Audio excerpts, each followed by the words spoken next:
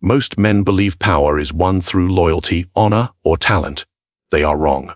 In this lesson, I will expose the deadliest law of power, a principle so lethal that understanding it separates the masters from the pawns. Ignore it, and you are already defeated. In the shadows of ambition, men hide their true desires behind smiles, promises, and false virtue. Yet history is written not by the honest, but by the cunning, the ruthless, the patient predators who understand the mechanisms of control. Today, we peel back the illusions of morality and sentiment, revealing the law of power that governs the fate of kings, tyrants, and the common man alike. Pay attention, for this knowledge is not for the faint-hearted. It is the knowledge of dominance, manipulation, and survival in a world that respects only those who can wield influence without hesitation. Do you truly believe that truth alone commands obedience, that merit honesty or skill guarantees influence? If you do, you are already blinded by a dangerous illusion. Power is never about what is, but about what is perceived to be. The world bows not to reality, but to appearances. Consider this. Julius Caesar did not rise because he was morally superior. He rose because he appeared inevitable, untouchable, a man whom fortune seemed to favor at every turn. Do you see the lesson? Perception is the currency of dominance, and those who control it hold the treasury. Look around you. In every boardroom, every political court, every social circle, the same principle applies. The man who seems confident commands attention, even if his knowledge is shallow. The leader who projects decisiveness is followed, even when decisions are flawed. The appearance of control often outweighs the possession of it. Why? Because men and women are creatures of instinct. They judge based on what they see, on what they feel in the moment, not on careful inspection of reality. Their loyalty is to the mask, not the man beneath it. Consider Cleopatra. Her influence over Julius Caesar and later Mark Antony was not born of military genius or administrative skill alone. It was born of image. Every gesture, every encounter, every public display was calculated to create the perception of power and allure.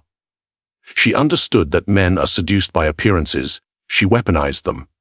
And she survived, thrived, and shaped empires because she mastered this subtle truth: control perception, and you control reality. You, sitting there, may recoil at the idea of manipulation, at the thought of crafting an illusion.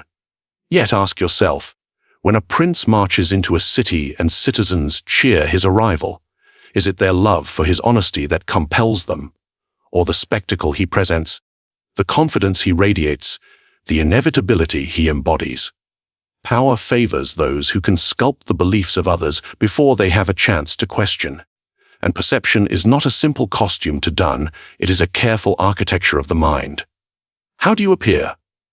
How do others interpret your every word, your every pause? Napoleon Bonaparte understood this implicitly. He marched through Europe not merely with armies, but with a cultivated legend. Stories of his genius, his bravery, his almost supernatural decisiveness traveled ahead of him. Even before he arrived, cities capitulated. His power was amplified by the perception of inevitability. You can see it clearly. Men surrender not to the sword alone, but to the idea of the sword. Yet, be warned, appearances are fragile. One misstep, one poorly timed reveal of vulnerability, and the illusion shatters. Those who rely solely on reality, on raw truth, are often crushed because they underestimate the instinctive power of perception. Did you not notice how often the honorable man fails in politics, in business, in life? His truth is a lantern in the wind. It can illuminate only so far, and it can be extinguished by the slightest gust of fear, envy, or doubt. Now, imagine the possibilities if you understand this law. If you can craft the perception of competence, strength, inevitability, even virtue, without necessarily possessing them fully, you become untouchable. You walk among others as a silent authority. They defer to you not because you demand it, but because they believe you deserve it. Every gesture becomes a message, every pause a declaration. Do you see the power in this? The battlefield of the mind is won before any word is spoken, any deal struck, any sword raised. But mastery of perception is not vanity, it is strategy.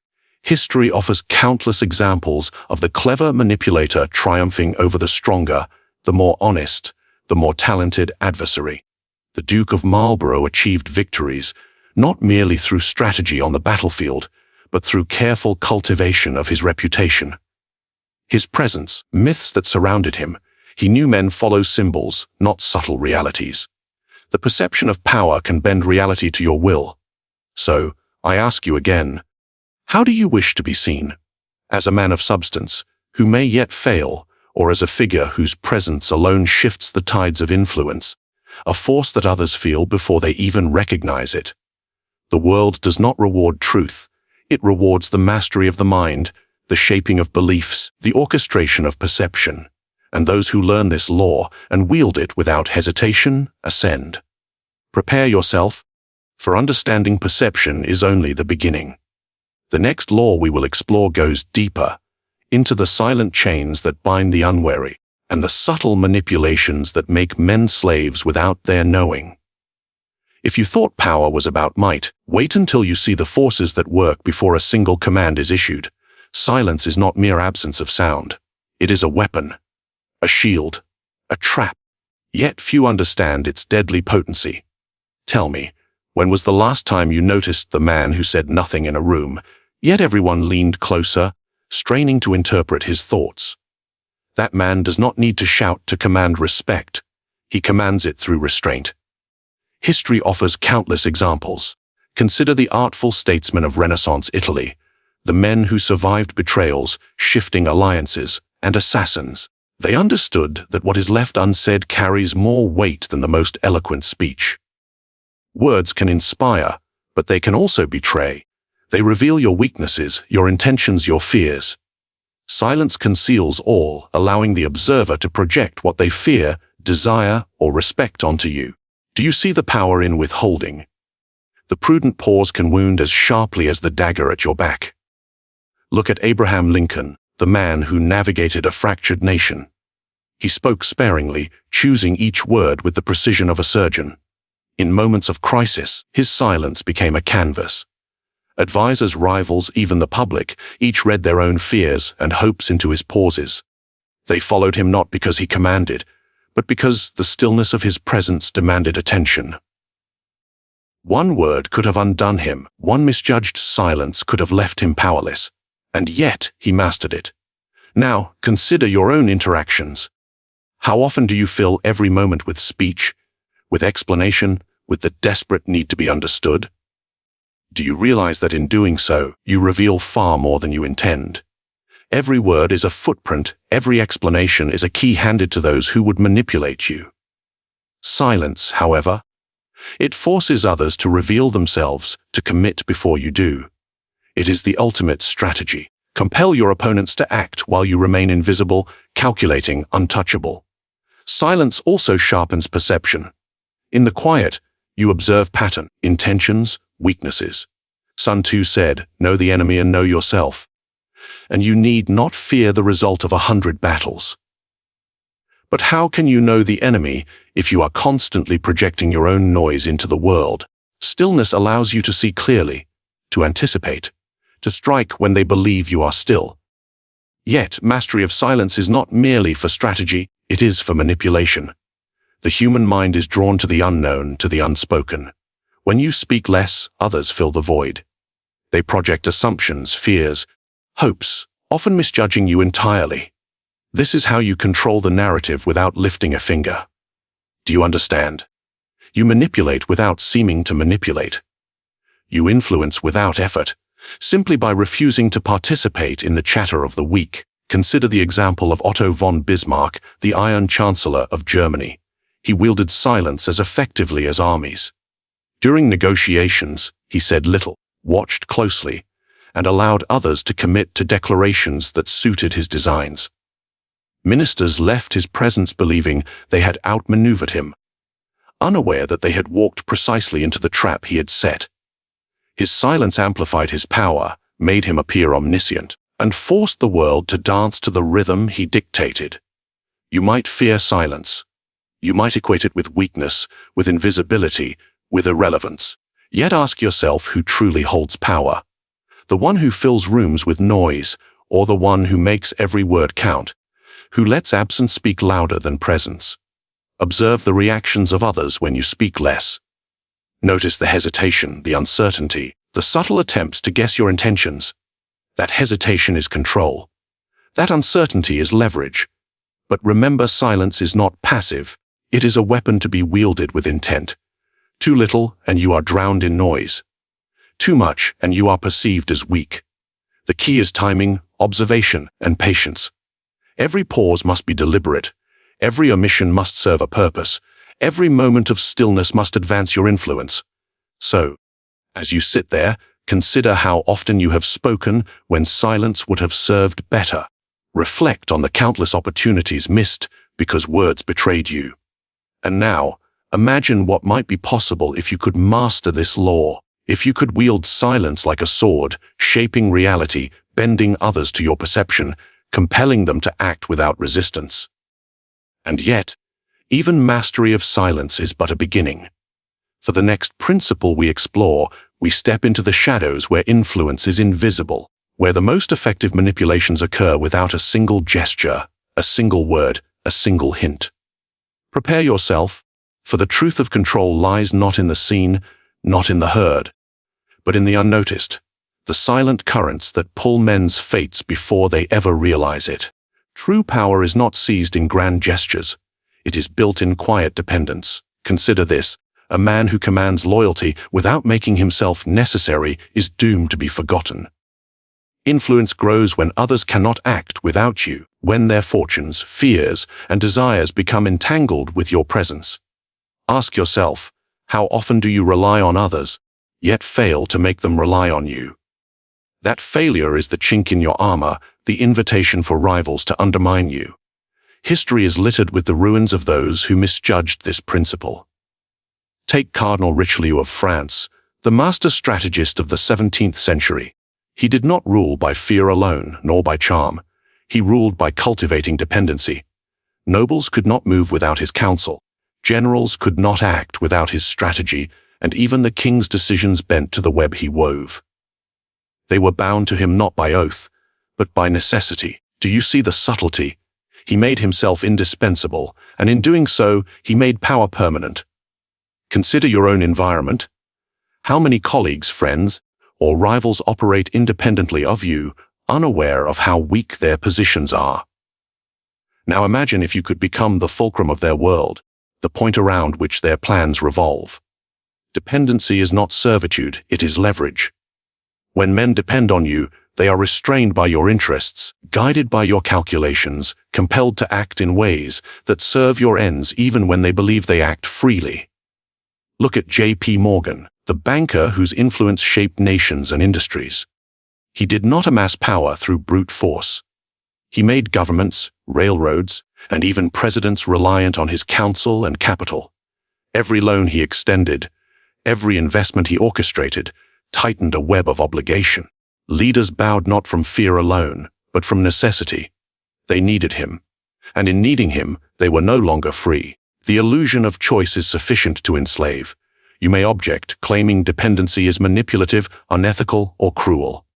Ask yourself, then, why do societies, corporations, and kingdoms function at all? Power is never distributed evenly. It is enforced by obligation, by advantage, by the careful shaping of reliance. Every interaction, every alliance, every negotiation carries the potential to make others dependent, or to make yourself dispensable. Which do you choose?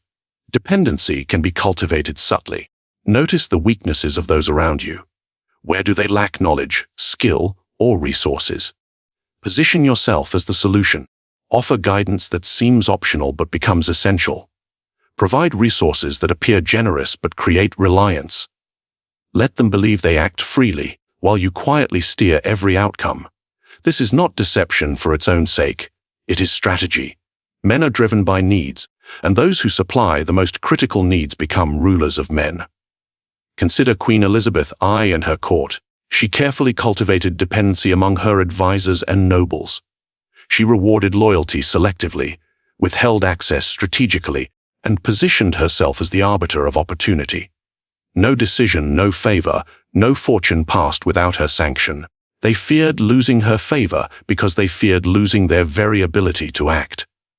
She understood that power is a web, and he who controls the central thread controls the entire structure. Now reflect who depends on you, and more importantly, who could depend on you if you learn to wield this principle. Influence is not persuasion alone, it is the architecture of necessity. Every conversation, every action, every alliance can be a brick in a structure of control. The stronger the dependence, the more absolute your authority. The weaker the reliance, the more vulnerable you remain. But beware, dependency is fragile. Give too much, and they may grow confident enough to break free. Give too little, and they may never rely on you at all. The balance is precise, enough to entangle, enough to guide, enough to compel, yet never so much that they recognize the trap. The most successful manipulators are invisible architects. Their influence is felt, not seen. Their power is accepted, not questioned. So consider this carefully. If perception shapes belief, and silence guides observation, dependency is the lever that moves reality itself. Master it, and you are no longer a participant in the schemes of others. You are the axis around which their actions revolve. Every choice they make, every fear they feel, every hope they chase, you shape. And yet, mastery of dependency is only the beginning. For the next law, we descend deeper into the cold calculus of strategy, where compassion becomes weakness, mercy is exploited, and calculated ruthlessness ensures survival. Are you ready to see how the strong endure while the Nava perish? Compassion is not a virtue in the calculus of power. Mercy is a luxury few can afford. You may recoil at the thought, but ask yourself, how often has mercy protected you or those you lead? How often has leniency preserved your position when rivals waited for the slightest weakness to strike? History does not remember the gentle ruler who hesitated. It remembers the decisive one who acted without remorse. Power favors the cold, the calculated, the unflinching. Consider Alexander the Great. He could have spared cities, allowed resistance to linger, shown clemency to those who opposed him, but he did not. Cities that resisted were destroyed, enemies who plotted were eliminated. Why? Because hesitation invites rebellion, and leniency breeds contempt. To survive in the theater of influence, one must act with precision and decisiveness. Calculated ruthlessness is not cruelty for its own sake. It is strategy. Look to the Medici family, masters of Florentine intrigue. Lorenzo the Magnificent navigated a web of conspiracies, betrayals, and rivalries with the elegance of a dancer and the ruthlessness of a predator. Those who plotted against him often met mysterious ends, yet his image remained that of the gracious patron. He understood that power is twofold: to protect your position and shape perception simultaneously. The world must fear you quietly, respect you openly, and depend on you utterly. Ask yourself, how often have you hesitated when opportunity demanded action? How often have mercy, conscience, or sentiment restrained you at the precise moment you needed decisiveness? Consider Julius Caesar and the Senate conspiracies. Delay would have cost him everything. Action, swift and unyielding, was necessary.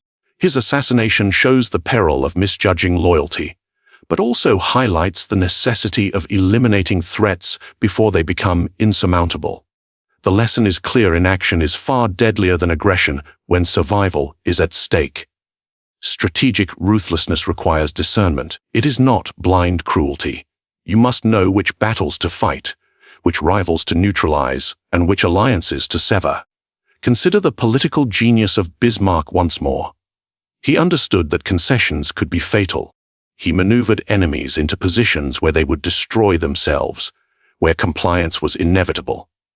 And when necessary, he struck decisively, leaving no doubt of consequences. Ruthlessness executed with intellect is the currency of enduring influence. But here lies the subtlety many fail to grasp. World does not respond to raw force alone. Threats must be calculated, punishments precise, cruelty tempered with reason. When executed with skill, ruthlessness becomes invisible guidance, shaping actions before they manifest. Men act not out of fear of pain, but out of the anticipation of your influence. They obey, maneuver, and yield. Not because you strike constantly, but because you strike with certainty when the moment demands it. Consider Ivan the Terrible, the Tsar of all Russia. His reign was marked by terror, yes, but also by method. He eliminated those who threatened the throne, not randomly, but with cold observation and patient orchestration. Fear became a tool, expectation a weapon. The lesson for you is not to emulate cruelty without thought, but to recognize that mercy, unchecked, invites ruin, while calculated ruthlessness secures survival and dominance. Look inward. Where have you allowed sentiment to weaken your hand? Where has hesitation permitted rivals to grow bolder? Every moment you falter, others seize advantage. Every decision delayed, the web of influence shifts from your favor to theirs. Strategic ruthlessness is a shield, a sword, a mechanism to maintain equilibrium in a world that respects strength and punishes weakness. Yet understand this, ruthlessness alone does not guarantee supremacy. It must be wielded within a framework of perception, dependency, and control. The man who strikes without foresight may destroy himself as quickly as his enemies. The one who strikes with calculation reshapes reality in his image. He bends outcomes, compels action, and instills obedience without a word. And now, consider what lies beyond this principle. We have explored perception, silence, dependency, and ruthlessness. Yet the most dangerous forces operate beneath the surface, invisible, unchallenged. In the next segment, we will explore preemptive domination, the art of striking before a threat even manifests, of controlling the future by mastering the present. It is here that the masters separate from the pawns, and the world bows silently to those who act before others even dream of resistance. Power is seized not by reaction, but by anticipation.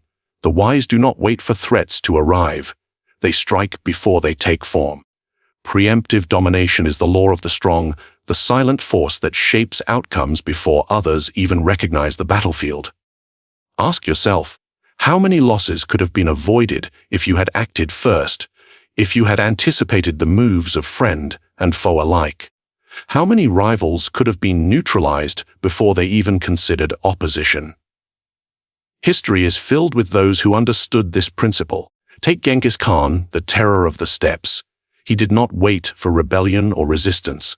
He studied, he observed, he planned. Before an enemy could gather strength, he struck with precision and overwhelming force. Entire regions fell not merely because of his armies, but because he acted before threats matured. Anticipation multiplied his power. Hesitation would have cost him everything. The lesson is brutal in its simplicity. To delay is to invite defeat. Consider the political maneuverings of Cardinal Richelieu once more. He understood that power is a landscape of unseen threats, and that waiting for them to surface is dangerous. He orchestrated alliances and rivalries, manipulated factions, and removed potential obstacles before they could challenge him. By the time adversaries recognized danger, the outcome was already sealed. To dominate preemptively is to write the rules of engagement before anyone else knows the game exists. You may believe patience is virtue, that letting events unfold reveals truth. But patience without calculation is folly. Do you think Caesar hesitated while conspirators plotted? Do you think Elizabeth I waited until her court realized ambition before she acted? No, they moved first, struck decisively, and shaped events around them. To react is to surrender control, to anticipate is to command it. Every leader, every strategist, every master of influence has understood this. Opportunity favors the prepared, the decisive, the preemptive. Look closer to the modern world. Corporate empires, political campaigns, even social influence operate on the same law. The entrepreneur who launches before the competition identifies a market need seizes dominance. The politician who frames the narrative before opponents react dictates the debate. The manipulator who subtly neutralizes rivals before they recognize your strategy controls the outcome entirely.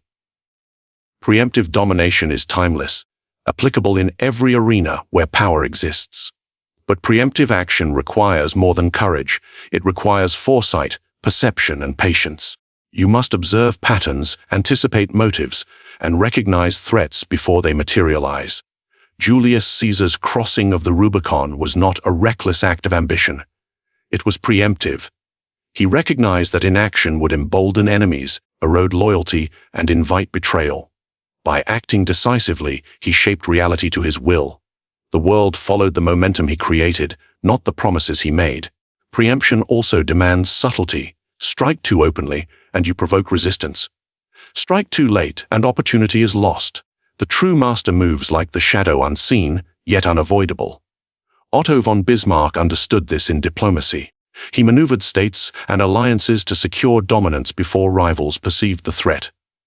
Wars were avoided, positions strengthened, and influence expanded, all before opponents had a chance to react. Preemption is the invisible hand guiding events, bending outcomes to your design. Now, reflect how often do you wait for challenges to announce themselves, hoping that honesty, fairness, or patience will protect you? How often do you allow threats to grow, underestimating the cunning of those who act before you? Every delay strengthens your adversaries and weakens your position. Every moment of hesitation is an invitation for others to seize what could have been yours. To survive, to dominate, to endure, you must act first. Yet mastery of preemptive domination is the pinnacle of influence. It is the final layer atop perception, silence, dependency, and ruthlessness. Those who master it do not simply react to the world. They mold it. They compel others to act within the boundaries they set, bending reality silently, efficiently, and irreversibly. The unwary never see the force that controls them. By the time they perceive it, the game is already lost. And now, as you digest this truth, ask yourself, are you content to follow the currents of events, or will you rise to control them before they exist? For the next lesson lies beyond even this, where the invisible mechanisms of power converge into absolute influence. The point at which perception, silence, dependency, ruthlessness, and preemption intersect to forge the unassailable master. The question is simple: will you watch, or will you become the force that others can only observe? Power is not given, it is seized, quietly, strategically, without fanfare. You have seen the truth. Men follow what they perceive, react to what they fear, and depend on what they cannot live without. The world bows to those who shape these forces before anyone notices. Do you understand how fragile loyalty is? How easily respect crumbles in the absence of control? Silence is a weapon. Dependency is a leash. Ruthlessness is a shield. Preemption is dominance. Together, they form the invisible architecture of influence. Those who wield it are masters. Those who do not are puppets. Ask yourself, who pulls the strings in your life? And more importantly, who could, if you applied these laws with cold precision? Now act. Comment your thoughts below. Reveal what truths struck you hardest. Subscribe for strategies few dare to teach, and share this knowledge with those ready to wield it. Remember, power waits for no one. The question is, will you command it or be commanded?